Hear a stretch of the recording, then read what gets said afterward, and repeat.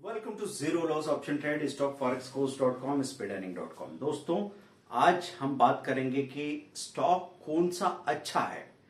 लोग स्टॉक खरीदना चाहते हैं, शुरुआत भी नहीं कर पाते। होता यह है कि वो उनको बताया है कि भाई हमको कंपनी की बैलेंस शीट पढ़नी होती है और बैलेंस शीट में बहुत सारी चीजें हैं।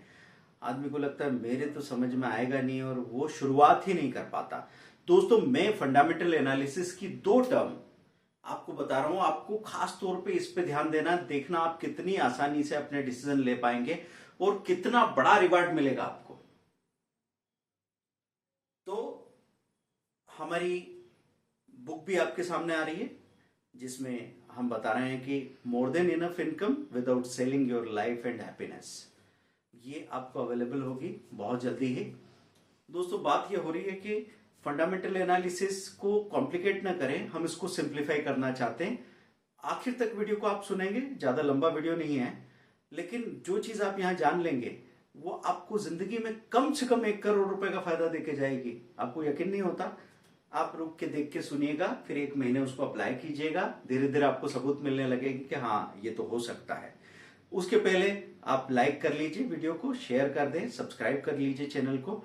आप जितने ज्यादा लोगों को शेयर करते रहेंगे तो उससे क्या होगा, 2 लाख सब्सक्राइबर का माइलस्टोन आपके सपोर्ट की वजह से हम लोग पार करेंगे और हम पूरा फोकस करके आपके लिए अच्छा से अच्छा कंटेंट बना सकेंगे। तो दोस्तों, फंडामेंटल एनालिसिस में सबसे इंपॉर्टेंट टर्म है ईपीएस, अर्निंग पर शेयर।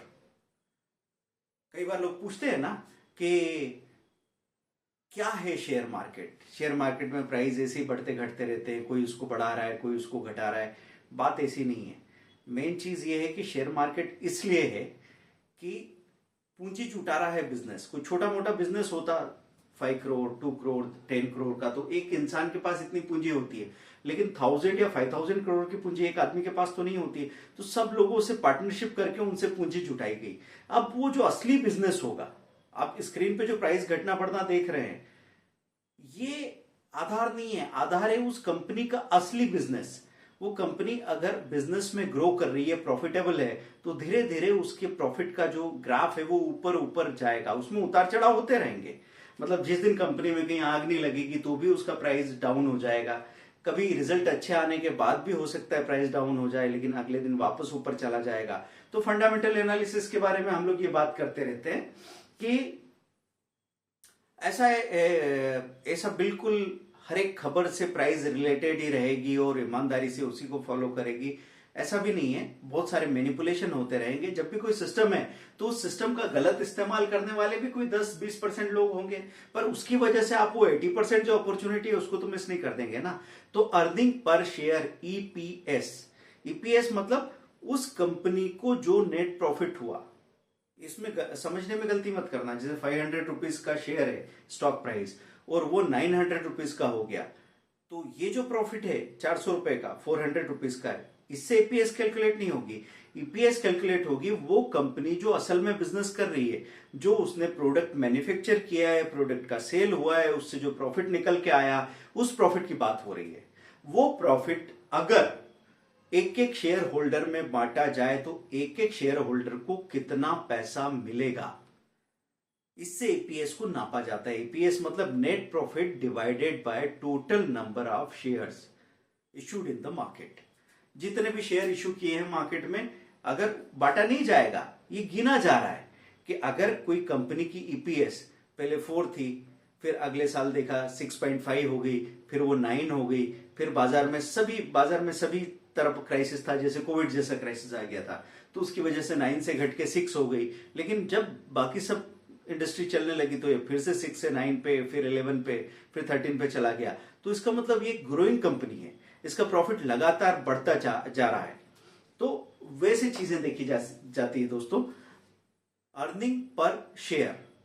अब नेट प्रॉफिट जब देखते हैं तो नेट प्रॉफिट में आपको नंबर मिलेंगे कि एक कंपनी को 500 करोड़ का फायदा हुआ, दूसरी कंपनी को 9000 करोड़ का फायदा हुआ, चौथी कंपनी को 25,000 करोड़ का फायदा हुआ। लेकिन कंपनी कितनी बड़ी है ये तो आपको नहीं पता।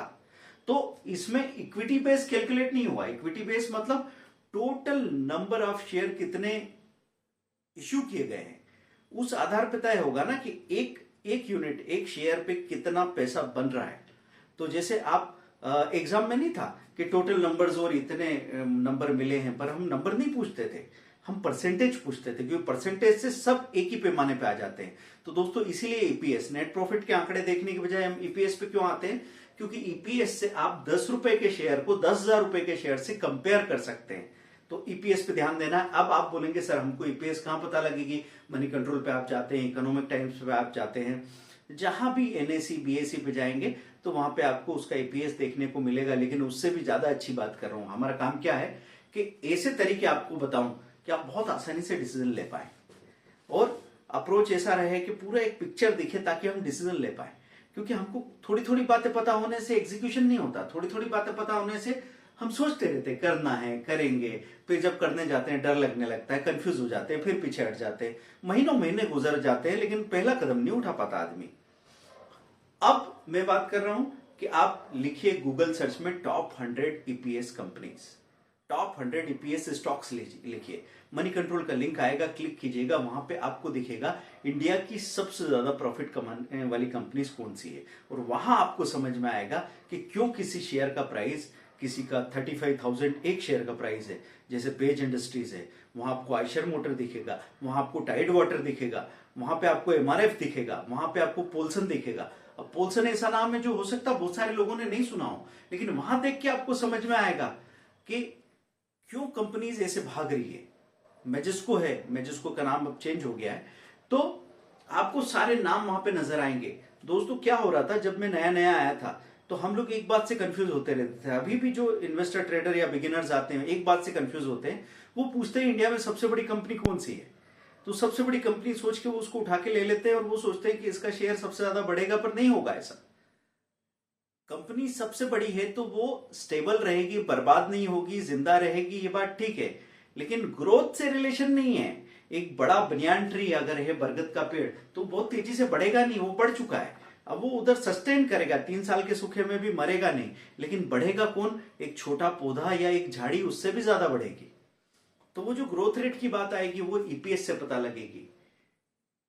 और कंपनी की साइज बड़ा होना, छोटा होना मार्केट कैपिटल है, मार्केट कैपिटल से नहीं पता होगा दोस्तों। बात होगी अर्निंग कैसी है, नेट प्रॉफिट कैसा है, नेट प्रॉफिट को नापने का पैमाना क्या है? ईपीएस। तो दोस्तों टॉप 100 ईपीएस स्टॉक्स आप चुनेंगे, और वहां पे जो स्टॉक सामने नजर आ रहे हैं अब उनका आप चार्ट देखेंगे, ग्राफ देखेंगे, उसके बाद म्यूचुअल फंड होल्डिंग और देखने लगे तो आपका डिसीजन हो जाएगा। लेकिन घबराने की जरूरत नहीं, आपने कोई निर्णय लिया, उसके बाद एक छोटा सा वॉल्यूम में आपने शेयर खरीद के उसको एक समय दिया, देखो फिर क्या होता है। मतलब एकदम से कूद के और आपको तली में थोड़ी चले जाना है तालाब के या पुल के, आप थोड़ा अंदर जाओ, देखो, फेमिलियर हो जाओ, तो धीरे धीरे आपका डर अपने आप खत्म हो जाता है।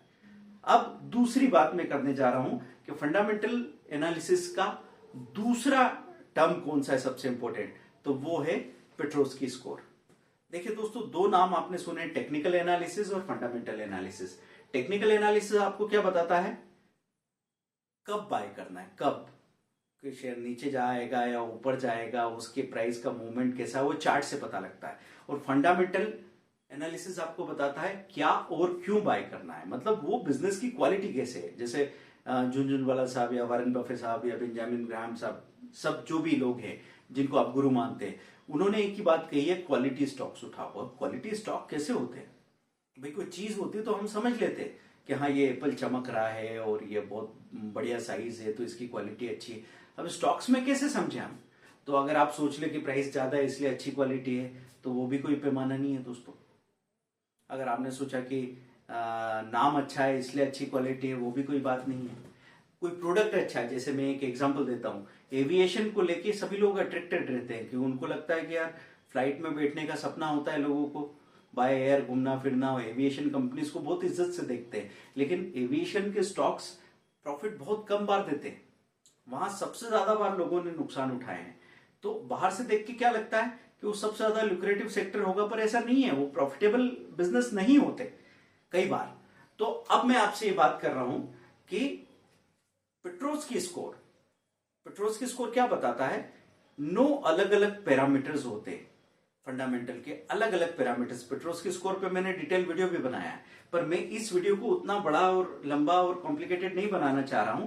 तो पेट्रोस्की स्कोर में 9 टोटल स्कोर होते हैं। अब उन 9 में से कई बार 9 में से 9 चीजें अच्छी हो, 9 में से 8 चीजें अच्छी हो, 9 में से 7 चीजें अच्छी हो, तो वो 9 पैरामीटर पे 9 पैरामीटर अच्छे हैं तो वो कंपनी बहुत अच्छी है। आप लंबे समय के लिए इकट्ठे करते जाओ, आप कभी नहीं पछताएंगे। तो उसमें क्या क्या बातें रहेगी, उसका सेल्स ग्रोथ हो रहा है, उसका नेट प्रॉफिट ग्रोथ हो रहा है, उसके बाद में पिछली उसके इंटरेस्ट का बर्डन खत्म हो रहा है, वो हर चीज जो पॉजिटिव होनी चाहिए, जो नेगेटिव नहीं होनी चाहिए, उसका एक एक नंबर मिलता जाता है।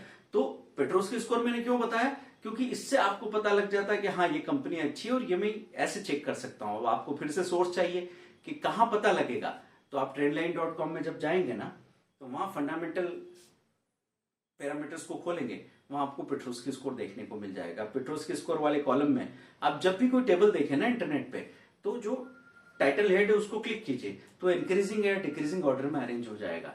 तो आपको क्या करना है, पूरी दुकानदारी से ध्यान हटाइए। आपने क्लिक किया, डिक्रीजिंग ऑर्डर में ऊपर 99 वाली 4 कंपनीज दिखी, अब आप उनकी स्टडी कीजिए। तो पहले इतने सारों में से अच्छे को चुना और अच्छे में से सबसे अच्छे को चुना और फिर आप अपना काम करने निकल गए। डरने की बिल्कुल भी जरूरत नहीं, काम इतनी आसानी से हो सकता है। तो दोस्तों, आप किंग साइज लाइफ जी सकते हैं बगैर अपनी जिंदगी बेचे, बगैर अपनी खुशी खोए, लेकिन आपको चुनना पड़ेगा। और चुनना क्या पड़ेगा, हार्ड वर्किंग नहीं, स्मार्ट वर्किंग। लर्निंग सीखनी पड़ेगी, लर्निंग चुननी पड़ेगी। तो सीखते जाइए, पैसा बनाते रहिए। हमारे पास छोटे से छोटे पेड कोर्सेज से लेके फ्री वीडियोस ढेर सारे हैं। आप बस आदेश कीजिए आप किस बारे में डिटेल में जानना चाहते हैं। Thank you very much. Zero loss option trade.